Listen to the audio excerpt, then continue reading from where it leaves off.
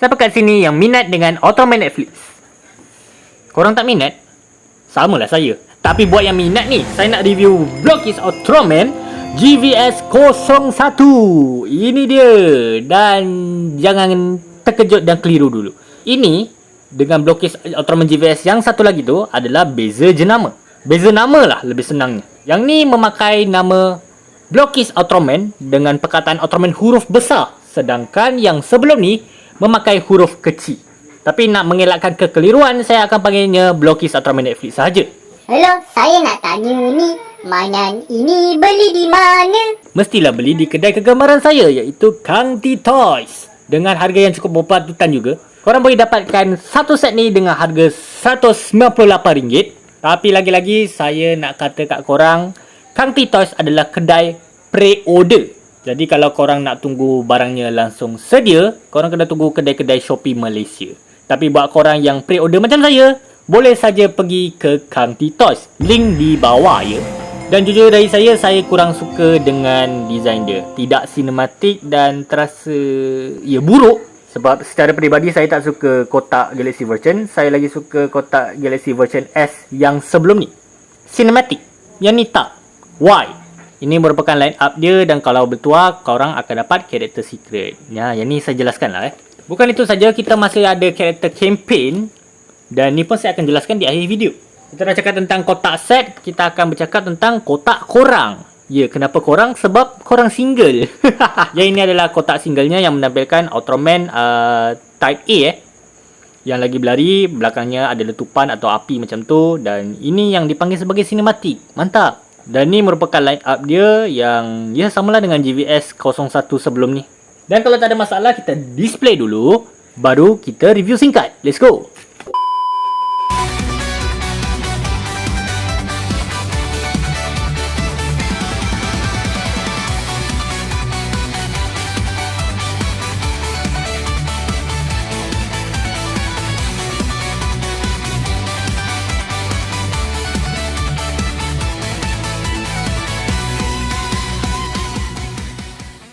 Rasanya kita langsung review The Big 3 kot. Anjay, The Big 3. Apa tu? Ingatkan anime ke? The Big 3 yang saya masukkan di sini adalah Ultraman Shinjiro, Seiji Hokuto dan juga Dan Moroboshi. Cara design ni semua saya tak komplain mana sebab memang mirip dengan versi animenya. Semuanya tak ada masalah kat sini. Untuk artikulasi rasanya saya tak payah tunjukkan sebab artikulasi dia sama dan sebiji dengan Galaxy version S yang sebelum ni. Okay, sekarang bercakap tentang option part ni.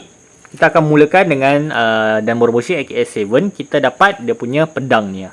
Pedang ni mempunyai gimmick. Dia bukan hanya buat pasang atau display, dia juga boleh cabut. Gila lah. Dah cabut, boleh masukkan balik. Korang pun kenal lah dengan saya. Kalau tak ada efek atau option part, pedang pun jadi.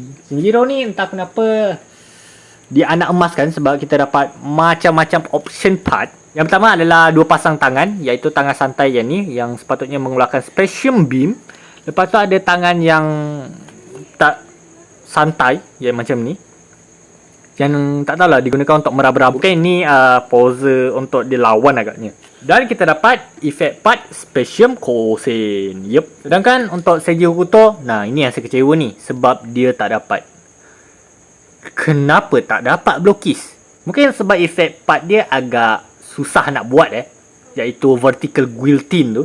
Mungkin dari saya sendirilah, atau memang diorang ni tak suka Ultraman A saja. Sebelum kita review lebih dalam lagi tentang karakter di GV kali ni, saya nak cakap ada 3 kekurangan yang cukup, dia sebenarnya 2 tu taklah terlalu ni sangat, tapi satu tu yang terlalu fatal. Blockist kali ni tak ada option part.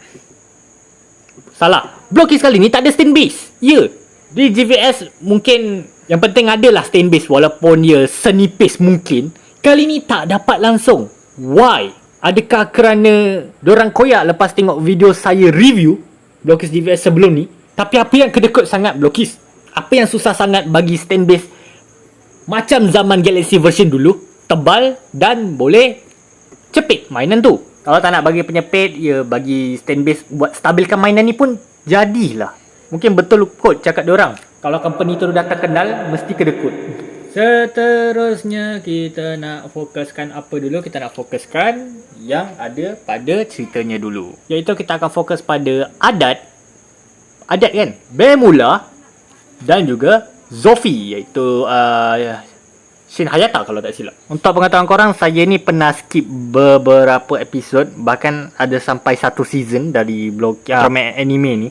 Jadi saya tak kisah atau endahkan sangat tentang detail, sehinggalah saya tengok kaki Bemula ni.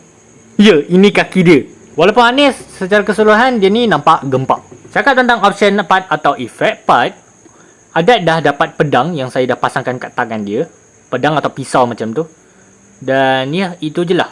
Untuk Zofi, kita dapat option part Ultra Slash yang kita boleh pasangkan di bahagian lengan dan saya tak tahu kenapa, sebab saya pun skip Ultraman Netflix juga. Mungkin memang dia orang keluarkan Ultra Slash kat situ kot. Sedangkan untuk Bemula, kita hanya dapat stand.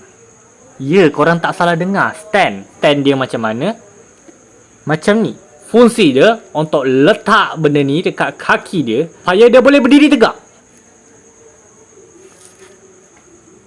Itu saja. Nah, dan yang seterusnya kita akan fokuskan pada yang belum muncul lagi atau yang ada dalam game seperti Ultraman Zero. Mana-mana blokis Ultraman engkau mesti ada kan? Naik muak betul lah. Dengan form dia juga. Dan satu lagi kita ada Ultraman Seven Dark, yang katanya ni pernah muncul kat season 3. Tapi yang saya tahu yang ni pernah muncul kat dalam game, iaitu Ultraman Re-Ultra macam tu. Ya, game tu pun region lock, jadi jangan tanya. Dan saya tahu nama panjang dia adalah Ultra 7 Suit Stealth. Tapi tak salah kan kalau saya panggil dia Ultra 7 Dark, sebab pewarnaan dia memang mengingatkan saya dengan Ultraman jahat. Sama dengan Ultra 7 biasa, dia pun mempunyai gimmick pedang. Jadi dia boleh cabut, dia boleh masukkan balik. Untuk Ultraman Zero yang biasa, kita dapat pedang ke apatah ni. Saya tak tahu ni panggil apa. Tapi kalau tengok balik, mirip Ultra Defender milik Ultraman Zero. Dia pun ada gimmick. Benda ni boleh tu nah, boleh naik turun. Kalau yang ni mungkin lebih mirip dengan Zero Twin Sword. Tapi kalau kita pasangkan ke Ultraman Zero, entah kenapa dah mirip seperti Ultimate Aegis Aero Mode Sedangkan untuk Zero Strong Corona, kita dapat penumbuk berapi. Agak kecewa sebab saya mengharapkan sesuatu yang jauh lagi menarik.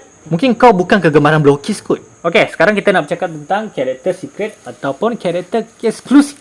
Untuk karakter secret, kita akan dapat Ultraman Suit Limited Release Version. Yep. Perbezaannya letak di mana? Di bahagian warna dan juga beberapa option atau effect part. Effect partnya kita dapat yang macam ni, yang peti keluar daripada color timer. Dengan tak silap dapat ni kepala Shinjiro yang terbuka ni.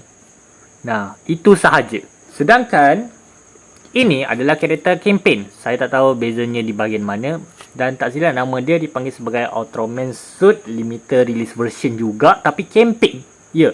Lepas saya tengok mainan dia, sebenarnya mainan dia ni clear. Ya, clear dengan warna merah-merah pink macam tu. Macam mana nak dapatkan karakter campaign ni? Korang kena ada akaun WeChat China. Ya. Jadi saya akan jelaskan banyak kali buat yang tak tahu. Jadi, pertama korang kena beli satu set. Korang kena dapatkan 9 karakter berbeza. Tak kisahlah ianya secret ataupun tak secret. Yang penting 9 karakter berbeza. Apa yang korang perlu buat adalah dapatkan entry card untuk setiap karakter ni. Sebab setiap satu dari mereka mempunyai barcode. Nah, jadi korang kena scan sebanyak 9 kali. Dan mainan ni korang kena tukar dengan karakter campaign ni. Berbaloi tak? Saya rasa tak. Sebab lagi-lagi hanya beza warna. Jujur sebenarnya saya harapkan benda lain lah dari Blokis dibandingkan diorang release Blokis Ultraman Netflix ni. Walaupun secara keseluruhan mainan ni cukup biasa-biasa sahaja. Tapi ya, saya faham benda ni sepatutnya menarik fans-fans Ultraman Netflix, bukannya fans biasa. Dan untuk rating, bolehlah saya bagi segini. Tak bagus tapi tak buruk lah. Okay, dan jumpa korang di video mendatang. Dadah guys.